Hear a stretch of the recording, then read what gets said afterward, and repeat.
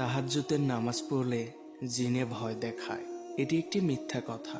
বরং সহিহ হাদিসে এসেছে, সেই সময়ের সালাতে ফেরেশতাগণ সূর্যোদয় পর্যন্ত উপস্থিত থাকেন। তাহাজ্জুদের নামাজ পড়লে শরীরের রোগ দূর হয়। হাদিসে এসেছে, এ নামাজ গুনাহ থেকে বাঁচিয়ে রাখবে এবং শরীর থেকে রোগ দূর করবে। আপনি যদি তাহাজ্জুদ সালাত আদায়কারী হন, তবে আপনার জন্য সুসংবাদ। আল্লাহ নিজেই তার কিতাবে আপনার প্রশংসা করেছেন।